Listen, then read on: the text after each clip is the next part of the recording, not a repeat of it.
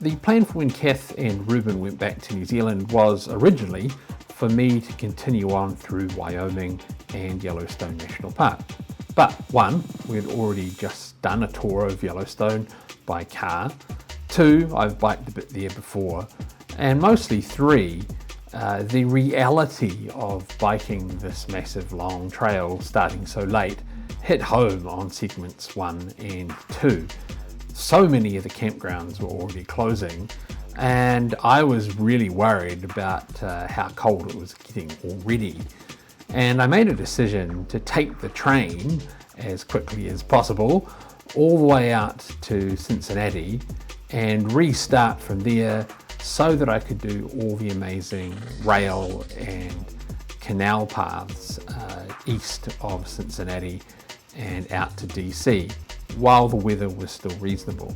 And then, you know, if I couldn't bike everything in the middle after returning by train, so be it. That was the decision I made, and as you'll see, I didn't regret it. But where to get on the train? I did some research, decided to go up to Havre, so took some backcountry roads through the Phelps Ranges, through the Lewis and Clark Helena State Forest, and through some of the most isolated farm country I have ever been in, going up through some places like Fort Benton, Big Sandy to Havre. And I loved it. It was really good. To be off trails was unfortunate, but the isolation of it up there was brilliant. And I really needed to get east as quickly as possible.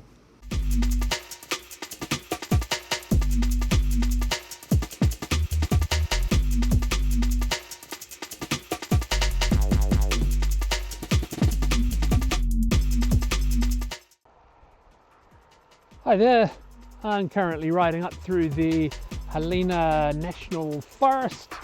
I think it's State Highway 287 or something like that. And yeah, it's quite a good road. It's narrowed a bit now that I've entered a bit of a gorge. And it's going to get hilly. There's a big over 300 meter climb just ahead of me, I think.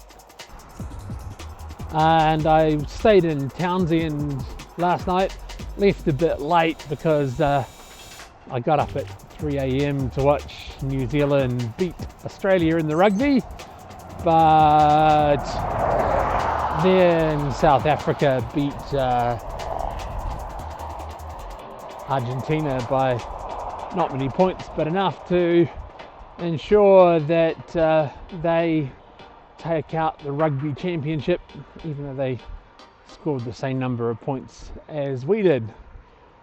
But yeah, it's nice. I've watched the entire rugby championship in the States now. As explained earlier, I'm heading more northerly. Tonight I go to White Sulphur Springs, then Monarch, Fort Benton, and finally Havre, where I'll jump on the train. And I'm really not regretting that idea. And that yesterday at times it was bloody cold, and today it's supposed to be half the temperature, max and min, down around 8 or 9 degrees Celsius max. Tomorrow it's supposed to be 4 degrees Celsius either side of zero.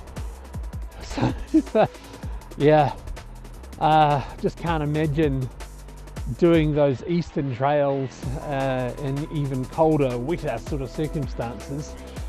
So getting over there as soon as possible and riding them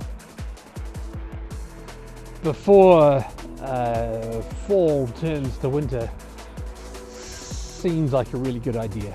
I can always sort of come back later on the train and do the middle again. But yeah, this is keeping me honest. I'm more worried about the rain that's forecast. Supposed to have rained already, but hasn't. So who knows, might be lucky, but I'm getting quite high today. I'm at 1500 meters, give or take, and I think the high point comes tomorrow at about 2500. Today's high point will be about 1800 meters, I think. See how we go. But I hope White Sulphur Spring does have some geothermal properties. Nice hot tub would be really excellent. Picked up a few niggles. My right calf muscle is just tight and occasionally a bit sore, and I kind of feel like a hot pool would be just what I need to get rid of that problem. But yeah, really nice area, farming territory and straight roads yesterday, but today I've got some trees and some mountains and some rocks, and it's quite pretty.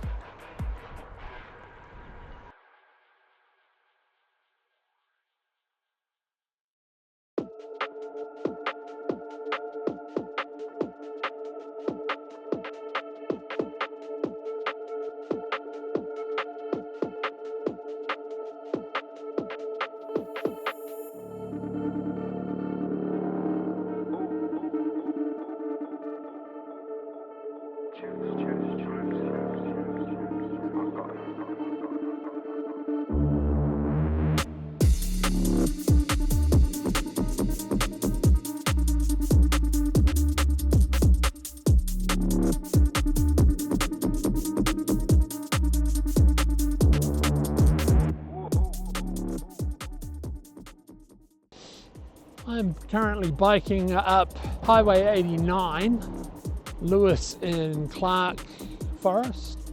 Might be the Helena Lewis and Clark National Forest.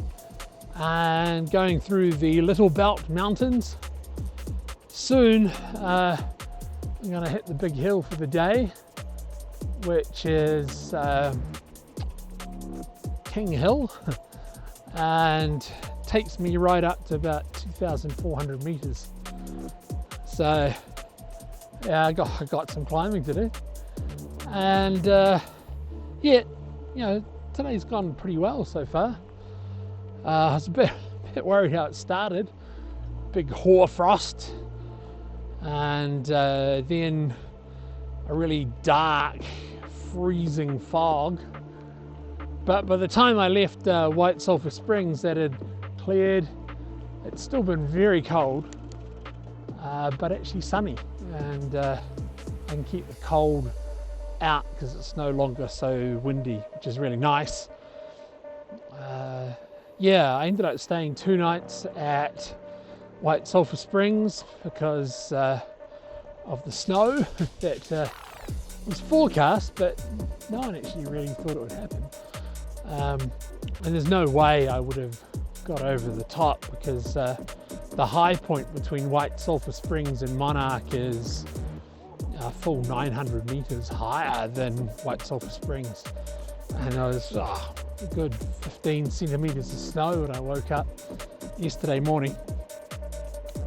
So goodness knows what it would have been like at the top of King Hill.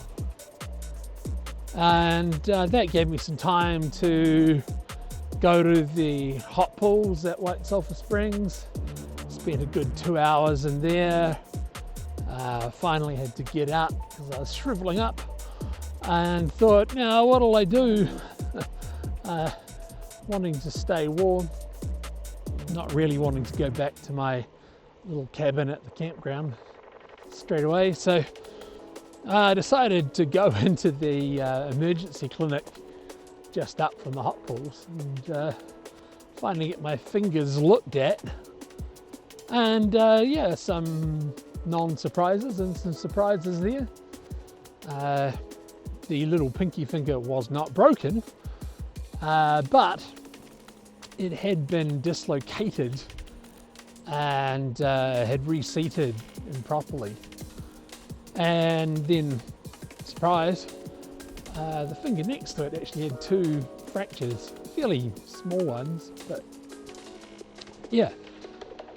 When my hand was crushed up against the brake lever, it sort of dislodged a bit between the two fractures. And the doctor looked at it and thought, wow, keep this traveller on the road, but we better do something about it. And so under a local anaesthetic, pulled the pinky finger out and reseated it a bit better, and then splintered it to the other finger.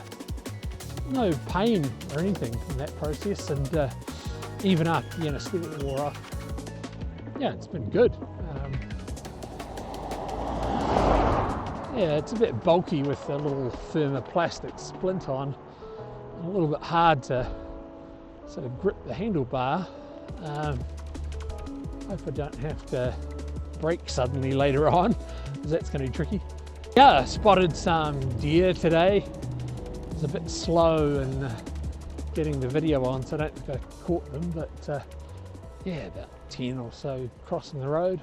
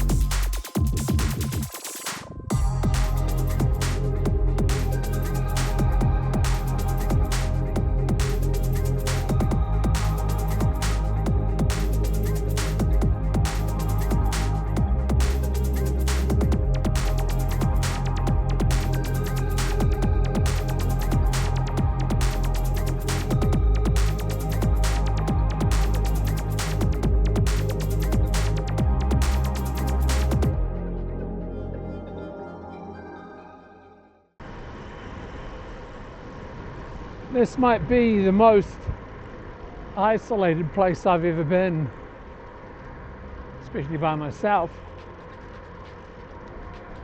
I can feel like I can see forever, partly because it's slightly downhill. If it wasn't for the occasional grain silo and the relatively rare fence, I'd swear I was on the moon. it's just so vast. Don't really want to leave the town, you know, tent in the wilderness, because I fear it would swallow me up. This is amazing. Earlier on it was quite scenic when I was still going down the Little Belt Mountains, but from the time I turned onto State Highway 87 and got to Belt itself, it's just been so big, so wide. But yeah, enjoyable riding, and it's warmed up. Oh, I was getting a bit worried about the cold. A bit too early in October to feel like I couldn't handle the cold. Supposed to be biking until late November. This is my luck. For a while I'd been warned that it was isolated up here, but I can actually see myself getting used to it and enjoying it, if only I can get food and shelter, that is.